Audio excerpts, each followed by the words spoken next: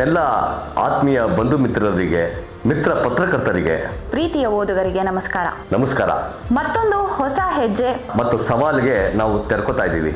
November 1ನೇ ತಾರೀಕು ಕನ್ನಡ ರಾಜ್ಯೋತ್ಸವ ದಿನದಂದು ಮೈಸೂರಿನ ಮಾಧ್ಯಮ ಲೋಕಕ್ಕೆ ವಿಜಯ ಕಾಲ ದಿನಪತ್ರಿಕೆ ಸೇರ್ಪಡೆ ಆಗ್ತಾ ಇದೆ.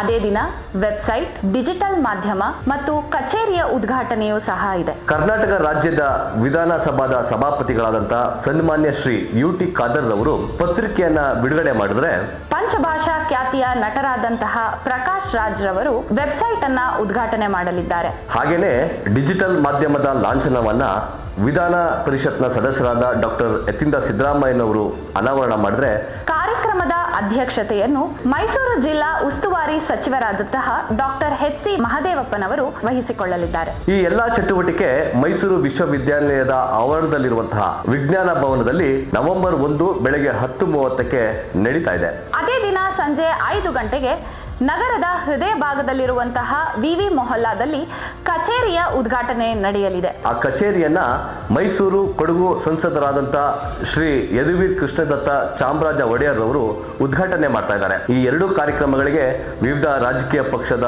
ನಾಯಕರು, ಸಚಿವರು, ಮಾಜಿ ಸಚಿವರು, ಶಾಸಕರು, ಮಾಜಿ ಶಾಸಕರು, ಸಾಹಿತಿಗಳು, ಪತ್ರಕರ್ತರು, ಬರಹಗಾರರು, ವಿವಿಧ ಕ್ಷೇತ್ರದ ಹೋರಾಟಗಾರರು ಮತ್ತೆ ನನ್ನೆಲ್ಲ ಬಂಧು ಮಿತ್ರರು, ಆತ್ಮೀಯರು ಬರ್ತಾ ಇದ್ದಾರೆ. ಈ ಎಲ್ಲಾ ಕಾರ್ಯಕ್ರಮಕ್ಕೆ ತಾವು ಭಾಗಿಯಾಗಿ ನಮ್ಮನ್ನು ಹಾರೈಸಬೇಕಾಗಿ, ಈ ಎರಡು ಕಾರ್ಯಕ್ರಮಗಳಲ್ಲಿ ಭಾಗವಹಿಸಿ ನಮಗೆ ಶುಭ ಹಾರೈಸಬೇಕು ಅಂತ ಹೇಳಿ ನಾನು ಕೇಳ್ಕೊತಾ ಇದ್ದೇನೆ. ಧನ್ಯವಾದ.